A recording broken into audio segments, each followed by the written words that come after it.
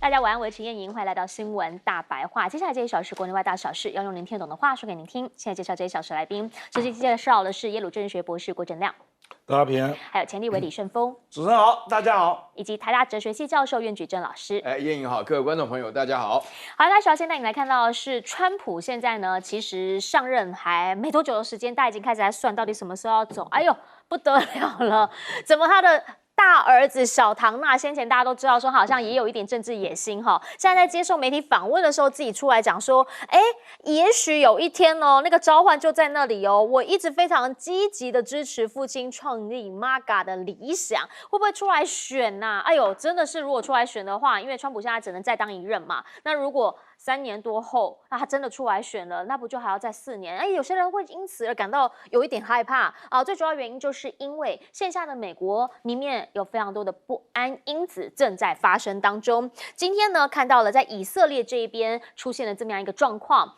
啊，因为呢，以色列这里其实有30国的外交官去约旦河西岸这边要做访问，结果突然之间你看到了，以色列官兵为什么突然对空鸣枪？大家就想说，怎么会发生这样的事情？到底发生了什么事？好，鸣了7枪之后，他的讲法是误会一场啦哈，因为我们发现他的车子有偏离事前申请的路线，进到了没有经过授权的区域，所以我们才会鸣枪警告，要求他离开。但现在的以色列背后，川普一直挺着，所以呢，是不是在美国境内也感受到了那个氛围？因为今天在华府这边所发生的一起命案是非常让人惋惜的。好，这个是呢深夜暗夜的枪响，以色列使馆有2名员工被射发身亡，惊动了司法部长出来作证。当时呢传出这个枪手落网的时候，高喊着解放巴勒斯坦，你就知道这整起的战争其实已经开始出现了一些外溢效应了。但川普的回应是什么？川普的回应是说，这个呢显然是出于反犹太主义，必须要立刻停止。反正呢，在他目前主政之下，他的立场非常明确。而除了他内部这些可能他跟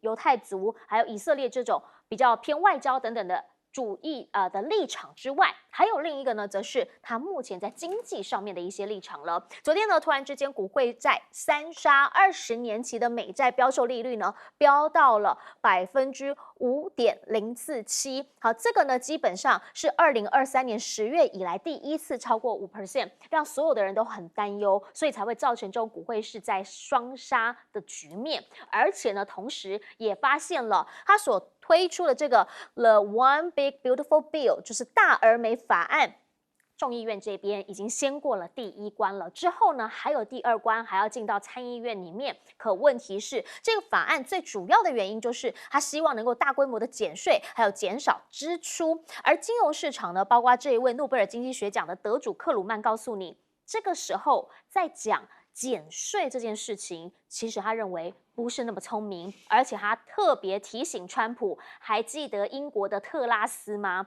特拉斯那个时候是做了什么事情？他只是小规模的减税，结果就让他跟生菜比，到底谁先走？没想到生菜还赢了 Truss， 所以呢，他就问川普：“你这个时候推这样的一个政策，你准备好了吗？你真的确定没有了这一些税收？”没有了这一些裁员，你知道钱在哪里吗？好，这一些呢，其实都会造成在经济上面大家的一些隐忧。当然，最大的隐忧就是关税了。美国现在已经有12个州以超越总统权限为由，要法院这边暂停它的一些关税的设施。好，可问题是这件事情看来，短期你很难喊卡，90天眼看就快到了。对于美国来说，他们现在呢就是跟中国对上。CIA 的副局长甚至直白的讲，CIA 的首要任务就是要跟中国做科技竞赛，包括 AI， 包括晶片，包括生物技术。而且呢，环球时报它这一回是也很直接的给了美国一个回应，因为前一阵子呢，他们就改了一个讲法嘛，就是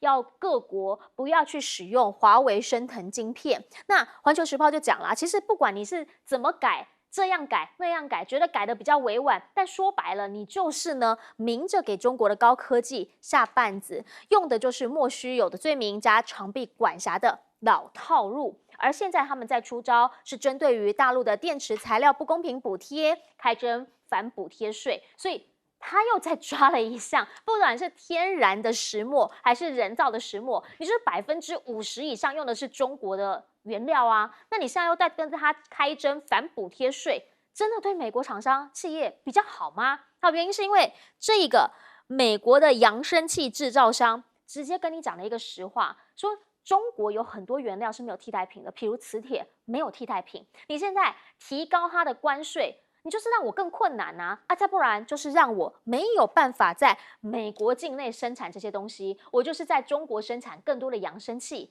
不是更少？因为成本啊，做生意这是一件很重要的事情。回过头请教一下亮哥，您会怎么样来看？原因是因为川普主政之下，其实这一次他的长子小唐纳有蛮多的建议，蛮多的意见，甚至呢，他代表他爸去了格陵兰等等等。您怎么样来看？现在他说可能会参选。他参选最多也是参议员啊，就跟那个伊凡卡那时候也有人在传嘛，对，因为他基本上是帮人家助讲的啦，那他助讲非常受欢迎，受欢迎不表示你可以选啊，你不要想错了，不要以为每次帮人家站台都很受欢迎，然后你就可以选总统啊，你没有那个分量啊，差远了啦，连参议员能不能选上，我都要打个问号。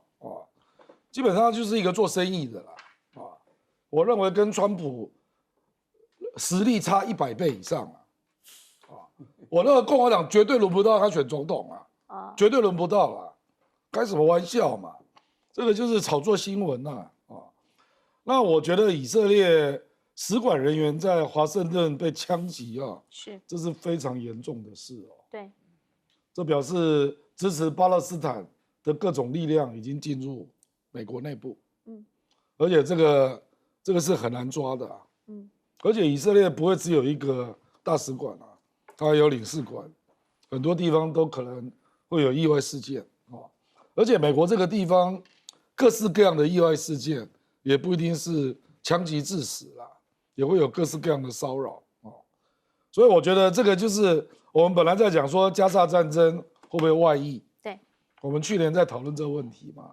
那现在开始，那当然主要原因就是因为以色列拒绝撤军嘛，而且最近又好几次攻击，又导致了300-400人死亡嘛，对，大概是这样。事实上，连欧洲人都反对了，目前的状况。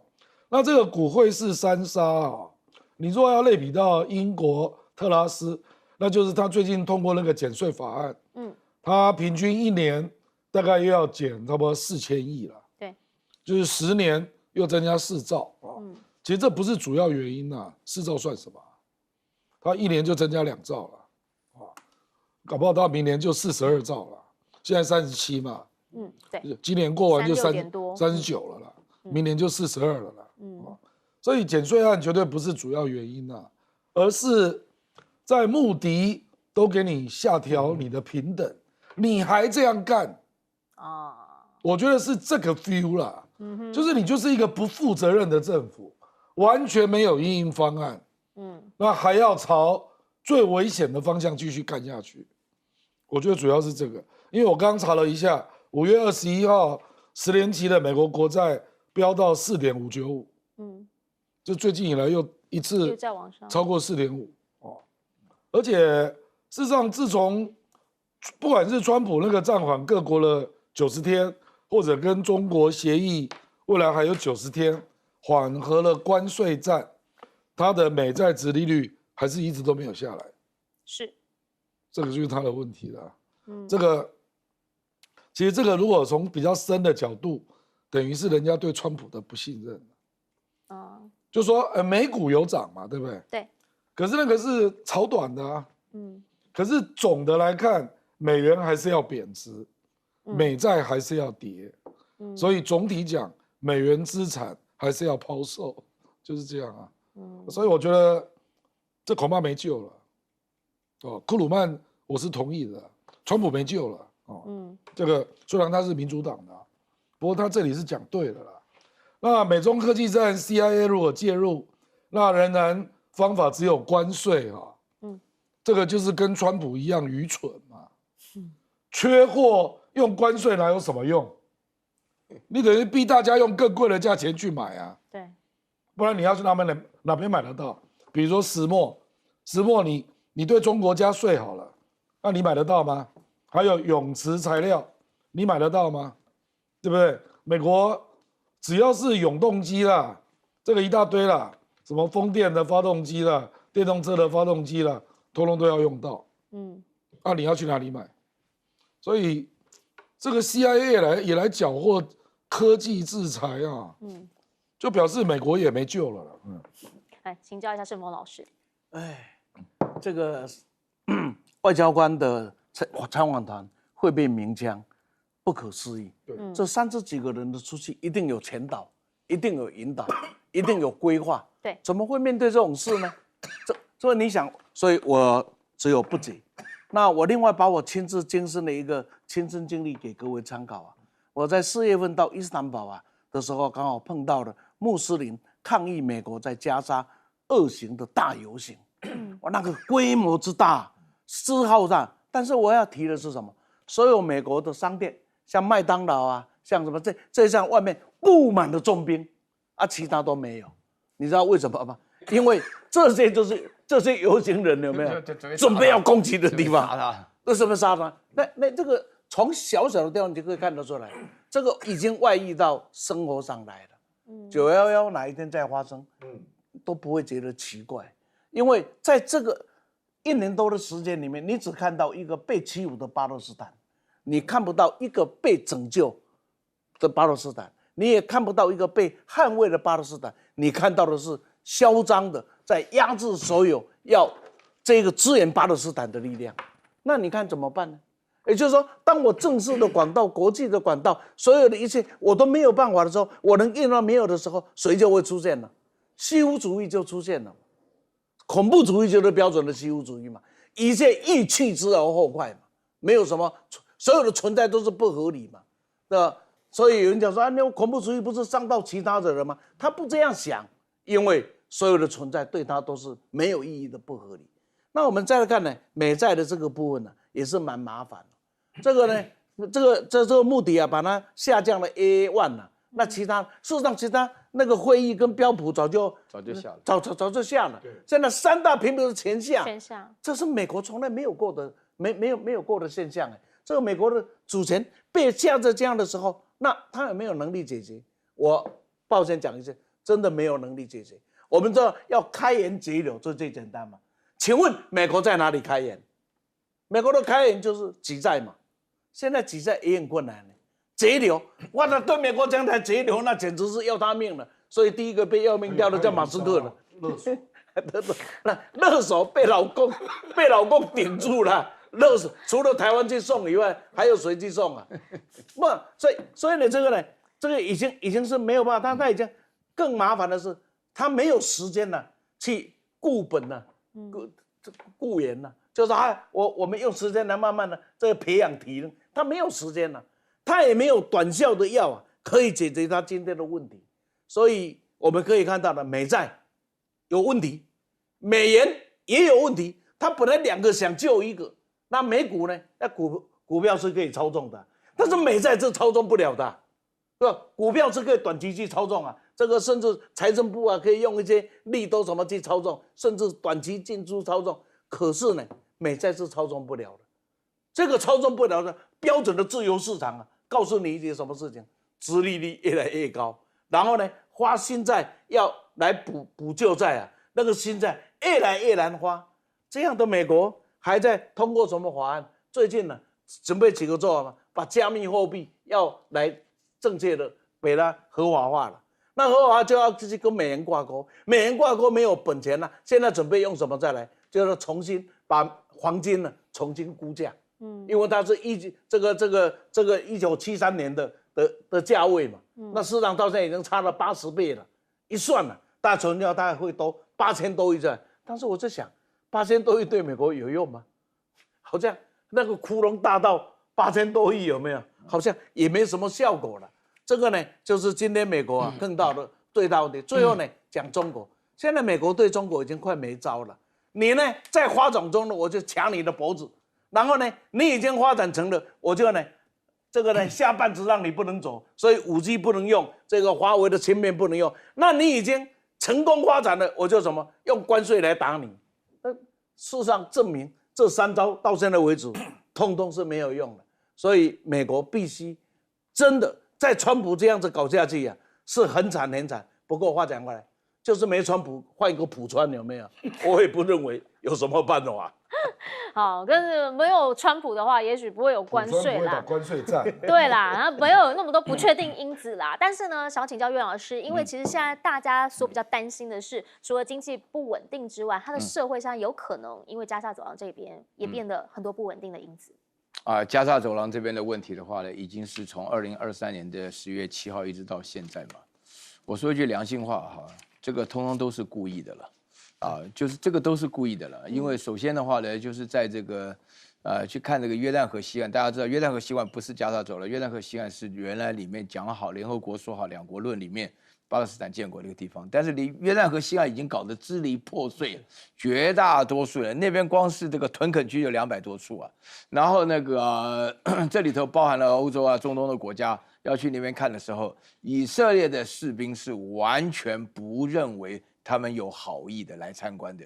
只要有人看到他们那次的话呢，鸣枪示警。我说句良心话，他们直接对他们开枪，我都不会意外啊。就是以色列就是这么凶啊。另外的话呢，这个加沙的情况非常惨啊，因为这个首先第一个的话，11天没有食物进去，昨天有食物进去了后啊，有很多小孩啊，就是说是几岁啊，4岁以下小孩。有1万多人呢，他们生命面对了一个极大的威胁。那以色列做这个决定的过程当中，势必的引发了所有人，不一定是信回教的啦，也不一定是伊斯兰的，大家就是欧盟国家都会觉得说你搞这一套太狠了。因为我不晓得大家记不记得，在1个月前的时候，感觉上好像就是露出曙光，好像哈马斯要准备投降了。突然之间的话呢，这个战情急转直下，出现了这样子的一个结果。那这个是为什么以色列变这么嚣张呢？只有一个原因，就是川普让以色列这么嚣张，没别的原因啊。因为纳坦雅胡在川普还没当选的时候，就跑到美国去，看完拜登后，马上跑到佛罗里达去看川普啊。他心里会感觉到，那川普的的确确做很多事情的话呢，极其保守啊，想法各种观念的话呢，都会制造出那种川普铁杆支持以色列这种下场。但是美国现在的一个问题啊，就是觉得美国好的人呢、那个川普的儿子唐纳川普的话呢，Junior， 他那个小川普，他现在干什么？跑到中东在兜售房地产。对啊，我的天哪，他那个形象他妈糟糕到是这个样子，拿着老爸的那个名望在那边卖那个什么房地产，还要想选总统，那简直是开什么玩笑？我这个觉得完全不可理解。那另外的话呢，美国自己的问题。美国的股汇债的问题，什么叫做特拉斯时间呢？就是说你没有钱，你要减税，那你拿什么来补贴？那现在川普本身说要削减预算、削减支出，那你现在的话，我跟大家来把这个账算一下，因为你导致的这种关税的话呢，大家知道关税谁付的？美国的消费者要付这个关税，所以就必然会通货膨胀。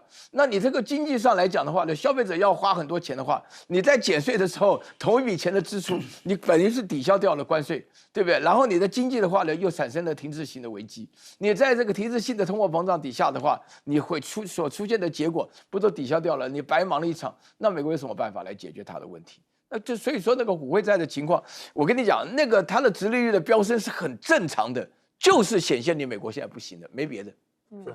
好，其实呢，对于美国来说，很多时候你会发现，以前的做法跟现在确实不一样，因为现在总统叫做美国总统川普嘛。来，川普是怎么样来对待他的贵客的？南非总统来访，结果呢，他突然说，灯关了，干嘛？播影片，来听听他们在做什么。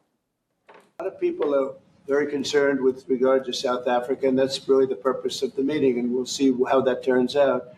But we have many people that feel they're being persecuted, and they're coming to the United States. So we take from many locations. It has to be responded to. Yeah, sure. Let me see the articles, please, if you would. And turn the lights down. These are burial sites right here. Burial sites, over 1,000. But you do allow them to take land.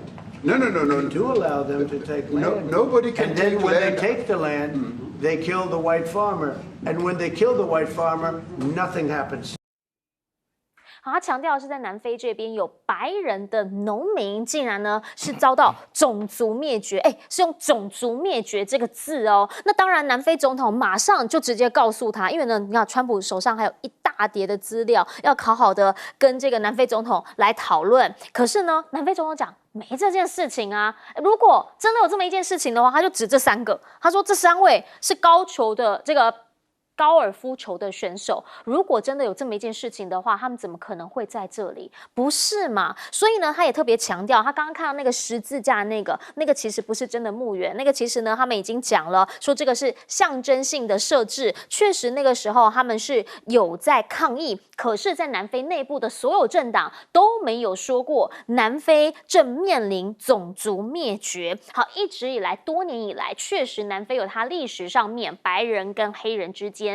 跟非裔之间彼此之间怎么样来掌控对方，又或者是呢来主权。那当然，他的政策近几年来有一些的改变，但是从来没人说过种族灭绝。可是现在呢，川普把它拿出来讲，而且是当着南非总统的面讲，不是只有讲而已，放影片给他看，拿资料给他看，然后呢，Rubio 就直接讲了，说因为这样，所以川普不会出席南非 G20 的峰会，他多次的违背美国利益。讲到这边就觉得，好像真的。他觉得没什么好谈了，是这样吗？白人主义至上，这可能呢，在现在会是另一个讨论的焦点。而另一件事情是，当川普是这样一个态度的时候，其他的国家是怎么看的？来看到澳洲总理艾班尼斯现在呢赢得了这个选举之后，现在考虑说年底的时候要再一次的到中方访问，会见习近平跟李强。那这已经是他2年内第2次正式的访华，大家都一直在讲。在这个时间点公布这么一件事情，那有没有可能会对于美中之间的这种关税的僵局会有一些交换意见啊？或者是澳洲这边是不是也有一些想法，想要跟中国这边交换意见呢？因为毕竟嘛，在艾班尼斯的领导之下，他们的市场重新跟中国连接上了。那中国现在呢是澳洲最大的市场，每年购买价值超过2100亿澳元的澳洲商品。所以呢，当美国人跟他讲说你要小心哦，你不要被人家牵着鼻子跑的时候，他们的讲法是其实没有那么夸张啦。美国呢，现在对我们的外来投资来讲还是排第1的。那只是对我们来讲，现在你川普这么不稳定，我反而还应该担心你，不是担心中国呢。而其实呢，对中方来说，他要做的当然就是跟各方有比较好的关系，来看看做什么。王毅现在呢要主持第3次的太平洋岛国外长会，那这一次呢是第1次线下举办。可是呢，虽然说是线下举办，然后是远端的，但是做的事情其实还蛮多面向的。因为同时呢，你也看到大陆跟东协完成了自贸区3.0的谈判，同样呢是用线上的方式来做进行。至于呢，在中方这边，他们则是公布了包括了法德意等43国单方面的免签，所以你可以看到的是呢，它其实跟多国多方多面向在拉近一些关系，拉近一些距离，跟欧洲也释出了善意。而且这个数字您必须知道，这是中国对欧洲的投资。以前我们知道说，他其实欧洲一直不要他的钱啊，不要他的投资，结果报告拿出来之后发现了，现在呢，在去年对欧盟对英国是直接投资哦，达到100亿欧元，激增将近50%、47%，创下了2016年以来的最大增幅。现在的美国跟现在的中国好像位置有点交换。今天的这个讯息让大家很有这样的氛围跟感动跟感受。好，原因是因为 WHO 呢，在美国说我不玩了之后，最大金主正式换手，中国罕见的派出了中央政治局的委员级的别的这个官员来出席。那同时呢，他强调我5年再给5亿美元，现在他是 WHO 的最大金主。回过头来请教一下亮哥，您会怎么样来看这个呢？是南非总统去白宫访问，结果呢被川普突击，甚至呢指控很严重，说是对白人的种族灭绝。因为南非的白人确实有逃到美国，那美国给予难民身份，这是真的啦，几万人，那因为南非你知道吗？这个贫富悬殊非常严重，那曼德拉事实上并没有去处理黑白财产的分配的问题了啊。那过去就是土地的分布极端悬殊嘛，所以这个总统他通过了一个法律，叫做无偿征用农场主的土地了。如果为了国家的建设，那当然那个农场主几乎都是白人，大部分是白人，几乎都是白人。那美国就这个法案，实际上那个时候就跟这个总统不对盘了啦。那后来这个总统又大力的去指控以色列种族灭绝，对加沙嘛，然后还去国际法院提出指控，对，所以美国就对他很有意见了啊。那我们讲到说是有白人的难民呢，那这个只是进一步了，因为南非有很多政党啊，那当然也有黑人的比较激进的政党，那他们就是主张要把白人赶走的，这个确实存在。可是他们不能代表白人，不能代表南非政府啊。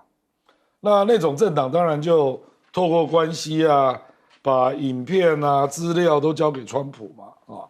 那川普引述的那个影片其实是错的，因为那个十字架啊，那是象征的一个活动，不是真的坟墓啦。就白人政党在举行一个政治活动，那就插了十字架，表示象征说。历史这样一路下来死掉的农场主啦，可是那不是真的啦，那是一个活动啊。那去年就有人做一个统计数啦，说去年南非有爆发44起农场主谋杀案，那里面也只有8个人是白人啊，所以并不是说都是针对白人啊。所以我觉得这表示川普偏听啊，就你作为美国总统。你的讯息来源就是白人的激进派嘛，那他自己本来就是这种人啊，他实际上跟3K 党关系也蛮好的，对不对？所以而且本来就不喜欢这个总统啊，所以他竟然做了一个决定嘛，就今年的G20峰会他不去，对，这个其实是很大的决定哦，那这个摆明就跟南非对撞了，是。那这个恐怕也没有解了，说实在了啊，因为这已经是全球南方，还有你是不是站在阿拉伯人这一边，这根深蒂固的意识形态的冲突了啊。那至于这个中国大陆对欧洲啊，确实大幅的投资增加了啊，这个主要还是宁德时代啊，宁德时代投资了75亿，那比亚迪都是投资匈牙利，所以奥班是赚到了。好，来请教盛峰老师。这一幕啊，白宫这一幕很可恶啊，这是设计的。你想想看，没有准备好，怎么可能？或者是关灯，我们来。只有南非总统不知道。你留着，这是，而且怎么个设计法呢？它是由记者来发问这个问题，所以这个记者也是设计中的一个。或者是要来谈贸易的问题啊，谈关税的问题，怎么会谈到这个问题上来呢？所以设计那个记者发问，然后呢准备好放这一幕给你看，这个很可恶哎。这假如以国家领袖级跟领袖的交往，那在你的客厅，我以如此的方法来对待来访的客人，以后谁敢去进你那一个房间呢？这一个泽连斯基已经一次了，鸿门宴，对吧？那以后谁敢？这是把你自己一个堂堂大国的身份完全是摧毁了。第二个，这里面呢不但是偏听，这个影片呢，你们仔细看，有2个，一个是牧原，刚刚大家已经讲过了，另外一个呢，他当时还放了很多，就是在国会里面比较激进的黑人党派啊，在那边就是对白人的一个要杀死他，对不对？一个攻击，那讲话，所以那个谁，那个。总统他也讲说，我是主党的自由啊，这是他表现的方式啊，但是他不是代表我的立场，他不是代表我政府的立场，但是呢，整个的过程里面川普根本不听他这一套，就还是不断的在攻击。那各位呢，可以来想一想，他的目的是什么？借机恐吓还是要取财，借机恐吓还是要取财，最后还是取财，还是取。假如财交付了，就好像泽连斯基把那个玩意交出去了，这借机恐吓取财，真的是世界最大黑帮老大那最后我要跟各位讲一下，白人在南非现在的情况怎么样子？它人口大概7%，但是它的土地占70%以上，对70哦，对，你说93%的黑人，对，有什么心情？我问你就好，这个不解决，绝对是个国家永远的炸弹。不用375的方式解决，把这个白人的土地摧毁，然后用什么样的方式的补偿什么不处理的话，这绝对是一颗随时会爆发的炸弹了，而且更重要的收入还是4倍以上就是白种黑人，所以基本上白人的家里还是很多黑人的 ，yes sir，yes sir， 虽然主人已经变成了另外的人，这个他是没有板块的。最后我们讲中欧的部分。中欧的这个投资会加速在一个这个数据不管是宁德时代，不管是比亚迪，不管大部分集中在匈牙利但是它有一个特色，就是中欧贸易协定非签不可的，因为双方的投资，当我有这么多的投资进来的时候，我也希望这个门也让你能够更方便的进来。那美国呢也急着要进来，台湾小心台湾小心，为什么小心？因为这一个完全开放的中国大陆给美国来进来的时候，绝对不容许中美之间有可以爆炸的引信，可以冲突，可以吵架，可以斗争，但是绝对不可以有爆炸的引信。这个引信是什么？就是台湾。所以统一与和平，你以为他是讲错话吗？绝对不是讲错话。请教岳老师。哎，我的感触特别强烈因为什么呢？因为南非的情况南非的主要的白人叫 Afrikaans 其实是荷兰人因为我留学的地方的话呢，讲一点荷兰话他们那个种族隔离者叫 Apartheid Apartheid 就是说我们叫 Apartheid 其实就是说那个时候整个分离因为他们是17世纪到南非这一块富饶之地我说一句良心话这个南非那个时候 Apartheid 的这个。大家知道有一个人叫 Nelson Mandela 曼德拉他是被关了27年在1990年的2月11号才被放出来，关27年。我跟你讲我在的时候，南非因为有阿巴赖的时候，感觉上他们最大的牲畜就是黑人就是这么紧张我一般来讲黑人没有任何的公民权利然后那个土地你还讲说什么7成什么的。他根本就是分开了，不准结婚你知道，不准谈恋爱而且最后搞到什么程度就是我跟你讲，大家要累积这种仇恨你长得不一样实际上的话呢，大家要知道一件非常重要的事情。那个时候，南非的白人分2种，一个叫 English， 还有一个叫 Afrikaans。Afrikaans 就是原来的荷兰人他们和 Afrikaans 他们很坚持要留在南非的。像这种情况 ，English 都跑掉了，都不敢再待了。所以说，南非现在，我觉得川普做这个决定，做这个说法，然后还让那个卢比奥长得算不算白人跟那个 Afrikaans 的比起来都不是很白的人，宣布G20不去了。我跟你讲，他这个做法有3方面的负面作用。第一个，很少有这个总统自己会把种族主义就用这样的方式来羞辱南非的总统，他是黑人你知道南非人有多生气？那大家要想一想，将心比心嘛，对不对？然后第二点的话呢，你讲说 G20不去，G20是美国搞的东西原来 G7 什么，你突然不去，那不是借机会让中共上台吗？另外第3点，这个我们讲的就是美国搞法，现在说这大陆的官员躲在被窝里笑得要命，你知道吗？川建国嘛，不是他何止建国而已因为这个让这个世界的白人的主导都没有站不下去，因为大家一听到种族问题，这是人类文明有史以来最敏感的问题这不是开玩笑的。然后你第3点的话呢，你要了解，像欧洲国家，像澳洲什么的，人家都知道国际政治讲的是实力，实力讲的就是利益。你在这种情况下，你教这个不要，你教那个不要，那怎么可能？我比较惊讶一点事情是，就是说大陆现在的话，你那个 WHO 多重要，是里面所有研发单位 ，WHO 里面有多少的研发人才，对不对？大家都知道这个 WHO 是最重要的人才，那美国居然不要，就区了几亿，那5亿而他不要，那让大陆进去以后完全垄断，然后就接受所有的那个疫情 ，WHO 里面负责的所有的疫苗很多东西对不对？你这开玩笑，你怎么让出去了？老蒋不要，老毛要。我卫福部长反对疫苗。对呀，跟他的原本的想法不太一样。大家要了解，你这个让出去让太多了。WHO 比 WTO 更重要很难得看到岳老师这么生气，你为什么要退？我搞不懂这很重要全部变成了给中方一个场子，是不是？来，不过带您来看到的是，现在呢有很多时候有一些作为，确实你有的时候搞不太懂。印度的作为，很多人也看不太懂。现在到底在搞什么呢？笑话来了。大胜利完之后，好啦，现在告诉你我很厉害，我加强克什米尔这边的战力之外，我还找外国媒体来做大外宣，给他看这样的画面。这个呢是以前我们都说空军不行，是不是？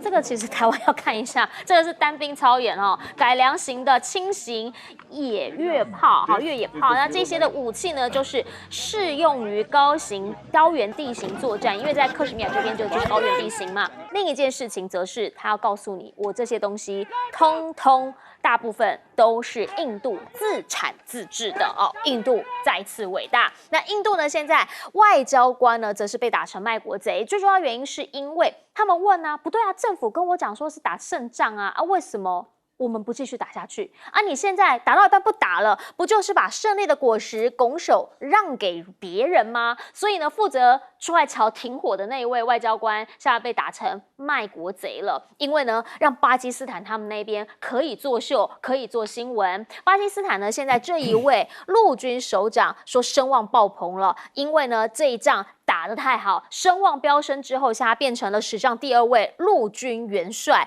大家就在讲说呢，这样一件事情让巴基斯坦整个举国沸腾起来，不太对。印度的甲亢姐直接讲，明明就是我们赢啊，他们到底在开心什么？你们从来没有赢过任何一场战争，为什么他还可以变成元帅呢？但是对于巴基斯坦来说，我就真的有打赢啊，我就把你的飞机打下来啦，所以他很呛，说我不是巴勒斯坦。听原话。The reality is that India is not USA and Pakistan is not Afghanistan. India is no Israel and Pakistan is no Palestine. Pakistan will never be deterred. We will never bow down to Indian hegemony. 而且对于中国这位巴铁弟兄来说，他可能想告诉印度的是，你要小心哦，我会更厉害。因为呢，现在发现了中方竟然是用5折，5折把歼35A 卖给了巴基斯坦，而且呢，这个东西呢说今年还会到货，然后呢已经在训练了。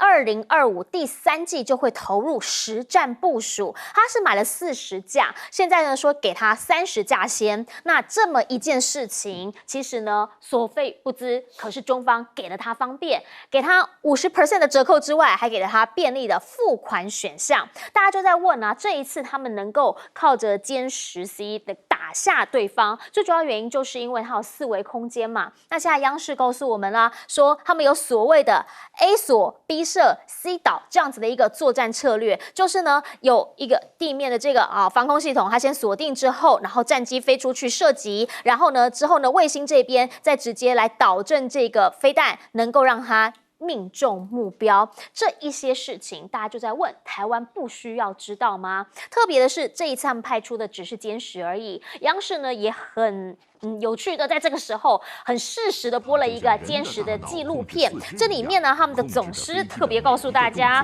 说呢，他们现在已经摒弃了很多过去飞行员的一些飞行方式，都全部改用电脑的。然后呢，不往前走的话，那就永远无法超越。甚或呢，现在歼10 C1 在国际航展兰卡威航展这边变成大明星了，很多人呢都在这边打卡啦，流量担当。因为呢，大家都看到了印巴战到底它的实力在哪里，实战经验在哪里？而彭博呢，则是告诉大家，其实现在不是只有歼10而已，还包括了歼20、歼16这一些的战力，有可能就会让美国被拒止在第一岛链之外，因为他们的数量上讲的是每年哦，每一年可能会生产100架的第5代歼20，而歼10跟歼16的产量也都是倍增的。那这一些用数量上面，用船舰的数量上面来看的话，你的空跟你的海是不是在数量上已经没有办法压制对方？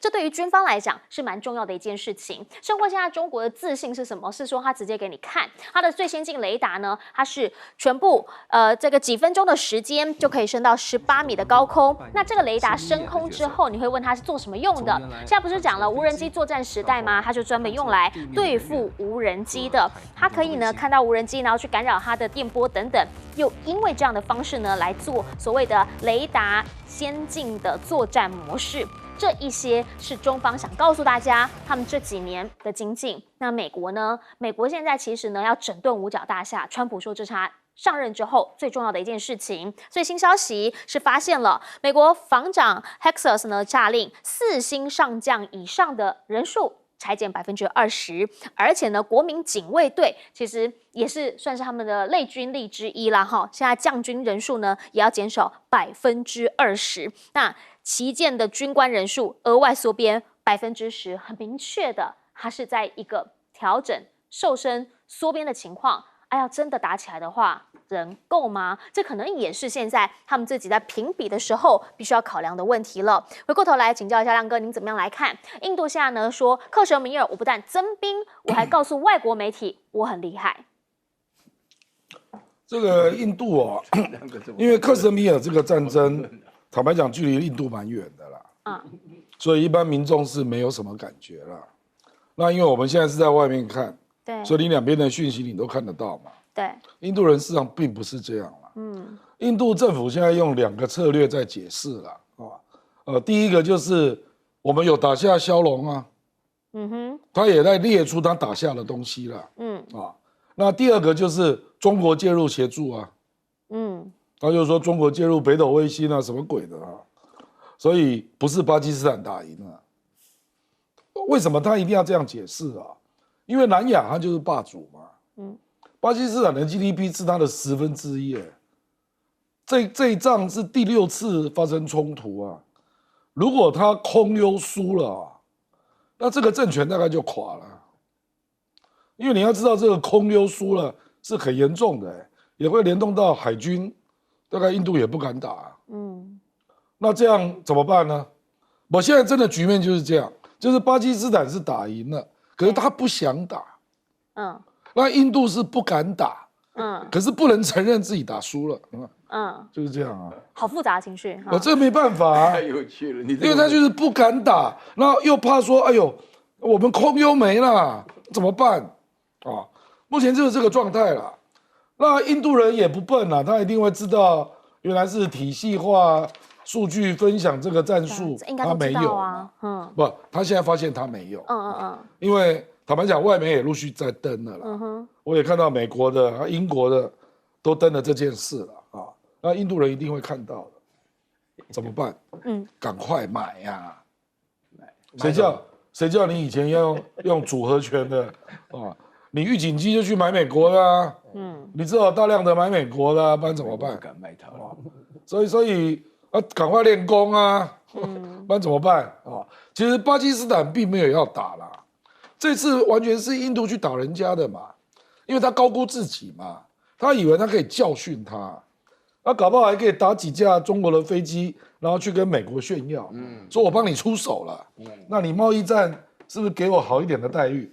他本来的想法是这样，结果全部事与愿违啊，所以这个就很惨。可是我跟你讲啊。其实美国现在注意的不是印巴，而是这种打法如果放到台海战争，完蛋了，怎么办？美国恐怕整个第一岛链它根本进不来。勇敢的台湾人，你惊咩？勇敢的台湾人，你是你惊咩？你都怕袂到。都唔免惊，你有不过咱这么看，央视讲一下 A 锁 B 射 C 岛，一路也像导正的样。这个美国都知道，都知道。美国已经有人写文章了。其实这一套也是美国设计出来的战法，不过它是纸上做的。来，我们先进一下广告，回来我们要继续听专家解释。他没有实战。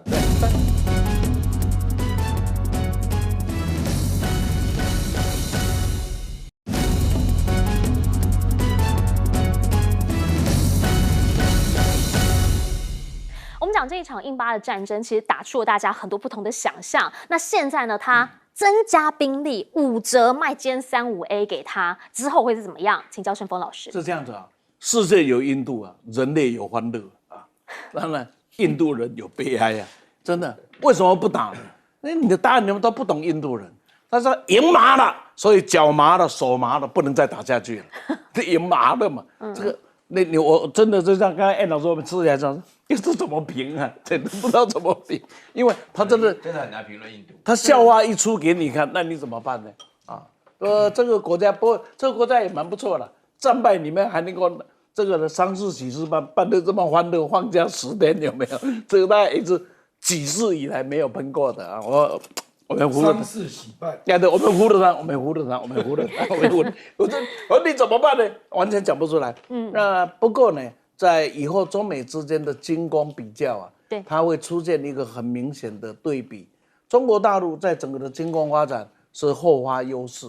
你说飞机不是他发明的嘛？设计开始也不是他嘛？对。你说这些盾舰啊什么，它都是后面的。对。但是呢，它有一个特色啊，这个特色除了后发之外，它第一个它科技注资，第二个它有完整的产业链支持，第三个它有非常坚厚的政经体制啊，在后面做它的背景啊等等这些的条件，使得他想做什么，他可以全心全力的去做什么。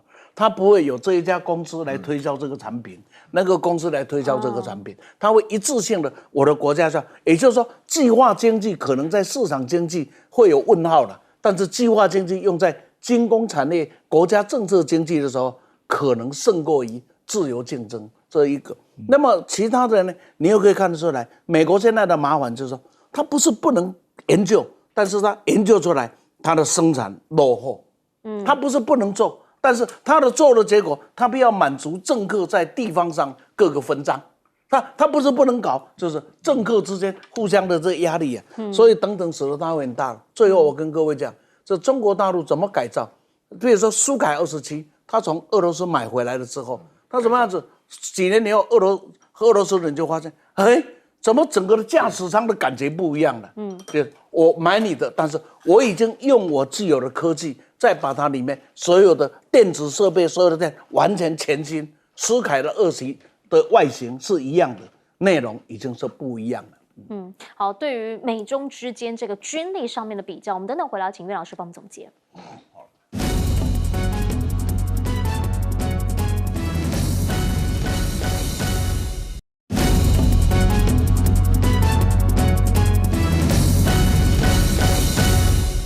节目最后，请岳老师帮我们总结。我必须要强调啊，这是一个极大的阳谋啊，因为呢，第一点啊，印度跟巴基斯坦之间的战争的话呢，这次是莫迪要主动求战啊。大家可以看到，如果大家对于这个一开始的过程当中非常蹊跷的事情，莫迪要求战的主要目的是为了这个印度跟美国谈这个关税问题的时候，他要带着人头去的，因为前面打了好几次啊，4次了哈，我听到亮哥讲6次，我就说都是巴基斯坦。几乎是大败啊，根本没有还手的能力，因为巴基斯坦的这个人口是这个印度的1/6，那 GDP 的话是它的7/8，合起来算简直不得了。这两个国家的实力，那印度本身欺负巴基斯坦是很简单的事情，然后结果没想到打的是印度大败。我早上起来5月7号早上起来看到6-0，上次我听到6-0空战是《笕桥英烈传》，你知道吗？真的是不知道这该怎么讲。然后第二点的话呢，美国这次协调叫他们停战的主要原因，这个川普讲的实话。所以你们不要打，再打下去，双方都有 F-16上去以后，都不对劲，那谁打下谁来都不知道。万一印度又搞个6-0，那还得了，对不对？那美国以后飞就不要卖。大家知道军火生意才是真正的大生意啊，对不对？然后第三点的话，我必须要强调，这一次中国之所以这么露脸，就是因为实战太难得，而且这个实战里面所展现出来的，我想也是有意的要展现，啊，拿的非常好的霹雳15是不是外销版本的，要让巴基斯坦来用。尤其是巴基斯坦的飞行员，那个女性的飞行员做了非常多的活广告。